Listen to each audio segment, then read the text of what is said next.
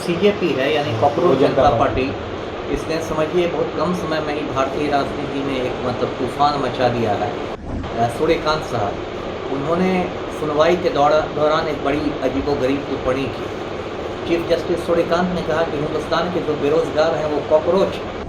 इन लोग की मांग यही है कि जो देश के शिक्षा मंत्री हैं धर्मेंद्र प्रधान, जो एक बहुत ही नकारा शिक्षा मंत्री साबित हुए हैं, एक भी परीक्षा बिना पेपर लीक के नहीं हो रही है, जो लोग शांतिपूर्ण आंदोलन कर रहे हैं, जो लोग गांधी जी की तस्वीर लेके और हाथ में संविधान लेके और तिरंगा झंडा लेके आंदोलन कर रहे हैं, उनको आप आतंकवादी कैसे कर सकते हैं?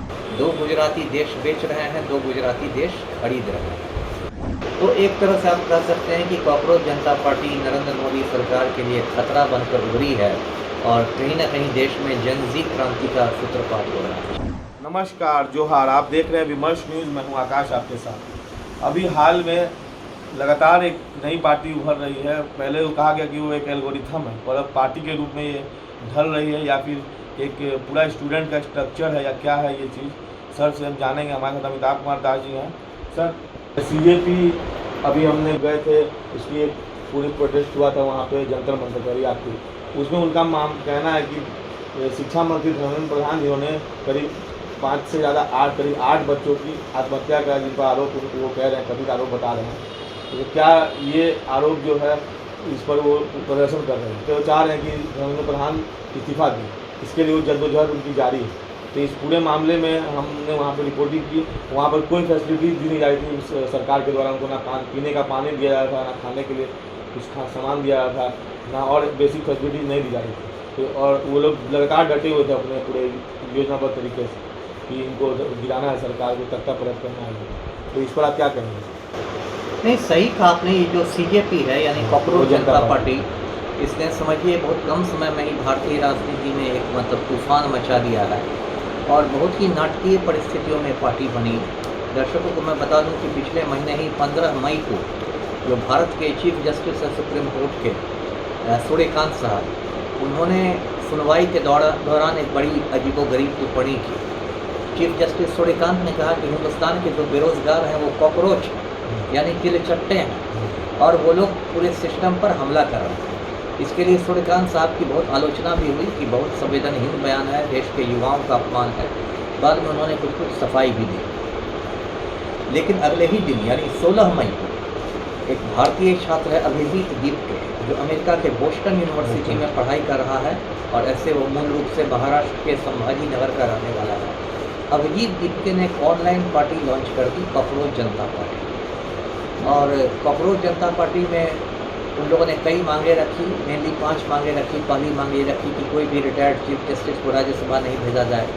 दूसरी मांग रखी कि यदि देश में कहीं भी वोट चोरी होती है तो मुख्य निर्वाचन आयुक्त को जेल भेजा जाए। एक मांग रखी कि मोदी मीडिया के चैनलों के लाइसेंस रद्द किए जाएं। एक मांग रखी कि 50% आरक्षण दिया जाए महिलाओं को। एक मांग रखी कि यदि कोई नेता दल बदल करे तो उसको अगले 20 बरस तक कोई कुर्सी नहीं मिले। और देखिए, इतनी तेज़ी से पार्टी पॉपुलर हुई कि 2-3 दिन में ही इंस्टाग्राम पर इसके जो फॉलोअर्स थे 2 करोड़ को क्रॉस कर गए। बीजेपी और कांग्रेस दोनों से। हाँ, बीजेपी के 80 लाख की हैं और इसके 2 करोड़ से ऊपर। उसका सरकार को थोड़ा टेंशन भी हुआ क्योंकि लगा कि जनजी क्रांति हो रही है। तो सरकार ने जो इसका एक्स पर अकाउंट था, एक्स को पहले ट्विटर कहते थे, उसको ब्लॉक भी कर दिया। लेकिन ये बढ़ती गई पार्टी। उसके बाद अभिजीत दीपके ने ऐलान किया कि मैं अमेरिका से 6 जून को भारत लौट जाऊँगा और जंतर मंतर पर प्रदर्शन करूंगा, जो दिल्ली का मेन धरना स्थल जिसको कहते हैं। तो शुरू में चर्चा थी कि हो सकता है इनको हवाई अड्डे पर ही गिरफ्तार किया जाए, लेकिन सरकार को लगा कि इससे आंदोलन और भड़क जाए। स्कॉट कर दिया। हाँ, तो दिल्ली पुलिस ने कहा कि नहीं, ठीक है, आप जंतर मंतर पर प्रदर्शन कीजिए। तो उस दिन 40 डिग्री से ज़्यादा टेम्परेचर था वहाँ पर, बहुत भयानक गर्मी थी, तब भी काफ़ी भीड़ इकट्ठी हुई। तो उसके बाद अभिजीत दीपके का हौसला और बढ़ा। उसका देश के कई शहरों में प्रदर्शन हुए, लखनऊ में, हैदराबाद में, बंगलोर में, जयपुर में, नागपुर में।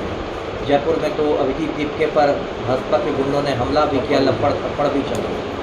लेकिन ये पार्टी धीरे धीरे मजबूत होती गई। इसको पार्टी को बड़े बड़े लोगों का साथ मिल गया। सोनम वांगचुक लद्दाख के बहुत बड़े सामाजिक कार्यकर्ता हैं, मैग्सेसे पुरस्कार मिल चुका है। सोनम वांगचुक भी साथ आ गए और भी बहुत लोग साथ गए। और आज से कि सोनम वांगचुक ने भूख हड़ताल भी शुरू कर दी है जंतर मंतर पर। इन लोग की मांग यही है कि जो देश के शिक्षा मंत्री हैं धर्मेंद्र प्रधान, जो एक बहुत ही नकारा शिक्षा मंत्री साबित हुए हैं, जिनकी एक भी परीक्षा बिना पेपर लीक के नहीं हो रही है बिहार में। अभी नीट की परीक्षा जो 3 मई को हुई थी, उसका पेपर लीक हुआ, उसका 17-18 बच्चों ने आत्महत्या कर ली। तो ये लोग कह रहे हैं कि आपने जेनजी की जान ले ली है अपने निकम्मेपन से, तो आप इस्तीफ़ा दीजिए। धर्मेंद्र प्रधान भी थोड़ा बेशरम किस्म के आदमी हैं, तो कुर्सी से फेविकोल लगा के चिपके हुए हैं, जो कि कायदे से उनको अपने नैतिक आधार पर इस्तीफ़ा दे देना चाहिए। तो एक तरह से आप कह सकते हैं कि कॉकरोच जनता पार्टी नरेंद्र मोदी सरकार के लिए खतरा बनकर उभरी है और कहीं ना कहीं देश में जनजी क्रांति का सूत्रपात हो रहा है। सर, एक तरफ स्टूडेंट जो अपनी मांगों को लेकर आगे अग्रसर हो रहे हैं, आदि हो रहे हैं, जागरूकता फैला रहे हैं देश में कि धर्म प्रधान के खिलाफ, तो बीजेपी पार्टी के कुछ लोग और दूसरी सबके समर्थित लोग, उस पार्टी के नेता लोग, वो लोग उनको आतंकवादी या एंटी नेशनल बता रहे हैं। इस पर क्या कहेंगे सर? अब मैं क्या कहूँ, देखिए भाजपा जो है एक फांसीवादी पार्टी है, इसका जनतंत्र में विश्वास नहीं है और भाजपाइयों के दिमाग में गोबर और गोमूत्र की प्रचुर मात्रा रहती है।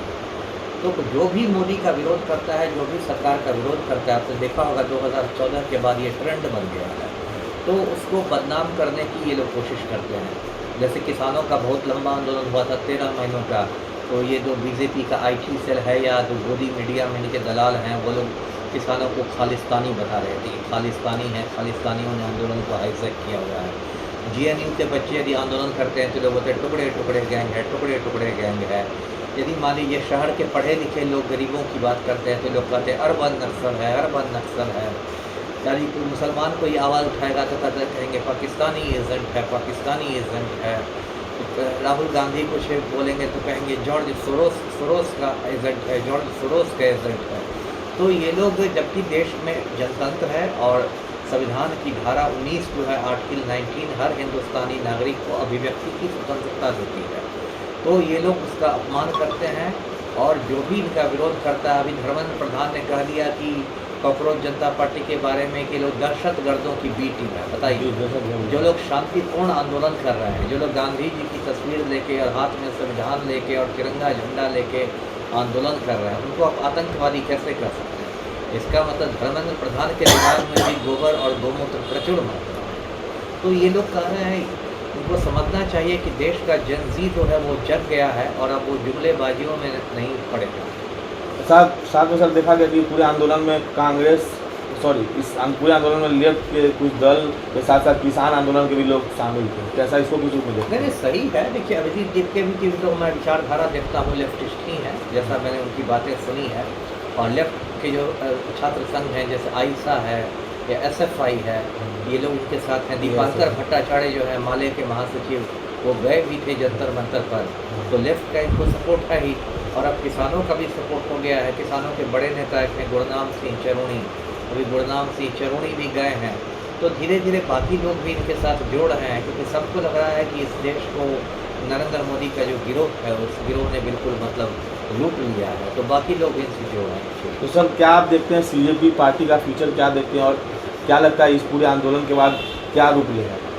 नहीं, फ्यूचर तो मैं उज्जवल देखता हूँ, भविष्य तो बहुत उज्जवल है। इतने कम समय में, बताइए, अभी मुश्किल से इसको 1 महीना हुआ है और इस पार्टी ने मतलब तो इंटरनेशनल मीडिया में ये पार्टी छाया हुआ है, दूसरे देशों से पत्रकार आ रहे हैं रिपोर्टिंग करने के लिए।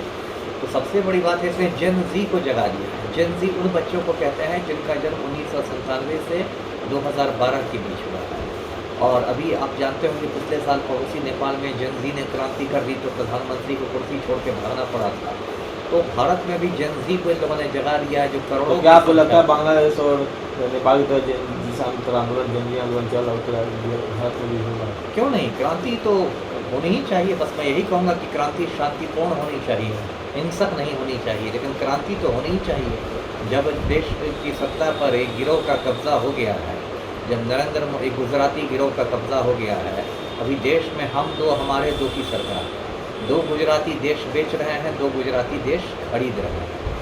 देश बेचने वाले गुजराती हैं नरेंद्र मोदी और अमित शाह, देश खरीदने वाले गुजराती हैं मुकेश अंबानी और गौतम अडानी।